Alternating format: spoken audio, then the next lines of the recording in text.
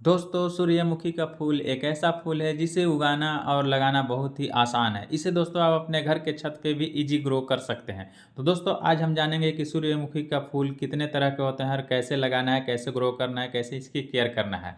तो हेलो दोस्तों, राधे राधे, कैसे हैं आप लोग। स्वागत है आप सभी का ग्रीन लाइफ गार्डन में।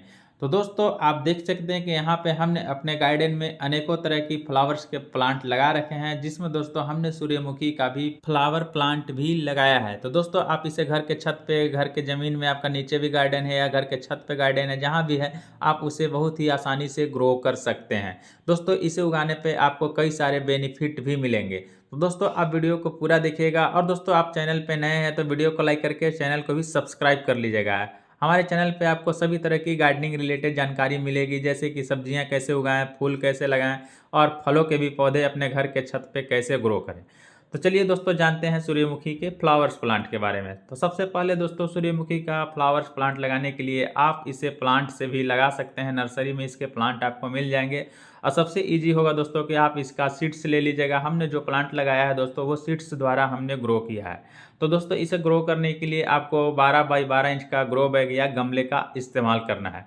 उसके बाद दोस्तों इसका जो मिट्टी है वेल ड्रेन, हल्की पोरस और भुरभुरी बनानी होगी, जिसमें दोस्तों पानी का जमाव नहीं हो। अगर आप सूर्यमुखी का प्लांट बना बनाया नर्सरी से ला के लगाते हैं तो दोस्तों आपको 45 से 50 दिन में इसमें फूल आ जाएंगे। और दोस्तों इसे सीड्स द्वारा अगर जर्मिनेशन करके आप लगाते हैं तो लगभग 55 से 60 दिन में इसमें फूल आ जाएंगे। और जब इसमें फूल लगते हैं तो शुरुआती फेस में इसकी कलियां इस तरह से आपको देखने में लगेगा, ऐसा लग रहा है जैसे कि कोई फल लग रहा है। और दोस्तों सूर्यमुखी के प्लांट में जो कलियां लगती है उसे फूल बनने में आपको 1 सप्ताह का समय लगेगा, यानी 7 से 8 दिन के बाद वो फूल बनता है धीरे धीरे करके।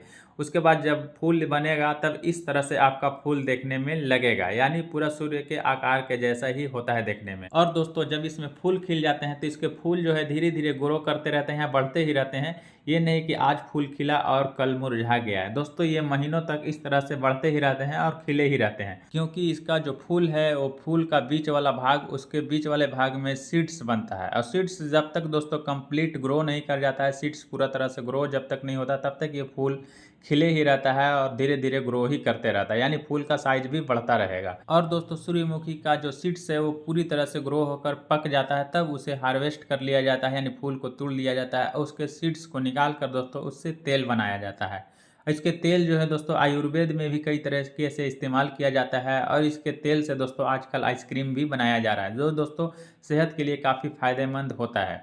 दोस्तों इसके तेल बच्चे बूढ़े सभी लगाते हैं, जिससे दोस्तों हमारी हड्डियां भी मजबूत रहती है और इम्यूनिटी सिस्टम को भी कंप्लीट बनाए रखता है। इसका तेल जो है दोस्तों मार्केट में अच्छे दामों में भी बिकता है। तो दोस्तों आप इसे अपने घर में ही ग्रो करके इसके सीड्स को निकाल के आप दोस्तों उसका तेल बना के अपने घर में भी यूज कर सकते हैं। और दोस्तों सूर्यमुखी के फ्लावर्स में एक खास बात यह भी है कि हमारे सूर्य को डिटेक्ट करके चलते रहता है, यानी जब दोस्तों ये सुबह में खिलता है तो इसका मुख पूरब की तरफ होता है, फिर दोस्तों इस तरह से घूमते घूमते धीरे धीरे शाम को पश्चिम की तरफ इसका मुख हो जाता है, फिर दोस्तों सुबह में ये पूरब की तरफ ही चला जाता है। यानी हमारे कहने का मतलब ये है दोस्तों कि हमारे सूर्य को फेस टू फेस डिटेक्ट करता है, यानी जब ये सुबह में खिलता है, यानी जब सुबह में पूरब की ओर से सूर्य निकलता है तब इसका मुख सुबह में पूरब की तरफ ही होता है। जैसे जैसे सूर्य पूरब से ऊपर में चढ़ते हुए पश्चिम की तरफ जाता है, उसी तरह से दोस्तों ये धीरे धीरे घूमते हुए शाम को पश्चिम की तरफ ही अपना मुख कर लेता है। आप दोस्तों इसे एक बार जरूर गौर कीजिएगा, हम तो दोस्तों इसे फेस टू फेस गौर करके देखे हैं।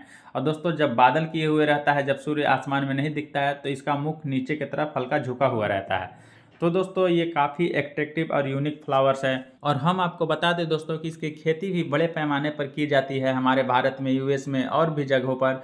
और दोस्तों इसकी खेती से अच्छे खासे मुनाफे होते हैं, जैसे इसके सीड्स से तेल निकाल के तेल को भी बेचा जाता है। और दोस्तों इसके बचे हुए अवशेष जो हैं डालटन या पत्तियाँ वगैरह, उसको दोस्तों चारे के रूप में हमारे मवेशियों को भी दी जाती है। और दोस्तों इससे और भी बेनिफिट है, जैसे इसे अपने गार्डन में, खेत में, जहाँ भी आप लगा रहे हैं, तो दोस्तों अगर वेजिटेबल के प्लांट आप लगाए हुए हैं जैसे लौकी, कद्दू, तुरई वगैरह, तो उसमें दोस्तों पॉलिनेटर की ज़रूरत होती है, जैसे भौरी तितलियाँ जो पॉलिनेशन करते हैं। तो दोस्तों इसे जब आप लगाइएगा तो इसके जब फूल खिलते हैं तो ये दोस्तों तितलियाँ, भौरे, जो भी पॉलिनेटर है उसको एट्रैक्टिव करता है, यानी इम्प्रेस करता है। और दोस्तों उससे जो तितलियाँ, भौरे हैं आपके गार्डन में आते रहेंगे, आपके खेत पे आते रहेंगे, और दोस्तों आपके जो प्लांट हैं वेजिटेबल वाले, उसमें पॉलिनेशन बहुत आसानी से हो जाते हैं। और वैसे भी दोस्तों इस फ्लावर्स को अपने गार्डन में लगाना ही चाहिए। इसे एक शुभ प्लांट भी बोला जाता है, जैसे सूर्यमुखी का फूल।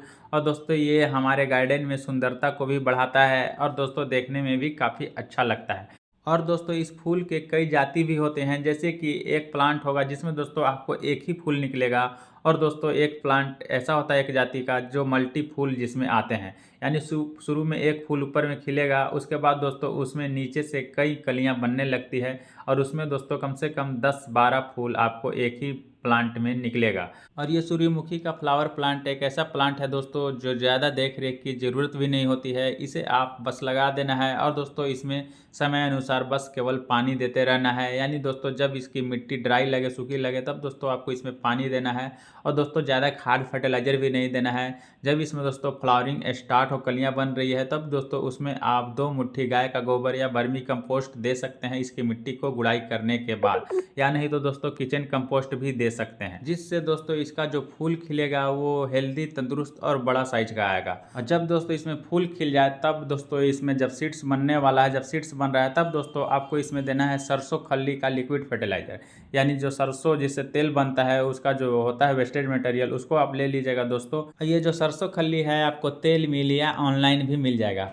सरसों खल्ली आपको 100 ग्राम ले लेना है और दोस्तों उसको 1 लीटर पानी में डाल के 24 घंटा के लिए रख देना है। जब पूरा तरह से फूल जाए तो उसको मिला के सूर्यमुखी के फूल की जो जड़ है उसकी मिट्टी की गुड़ाई करके उसमें आपको डाल देना है। इससे दोस्तों इसके सीड्स जो दाने आएंगे हेल्दी और बड़े बड़े दाने आएंगे।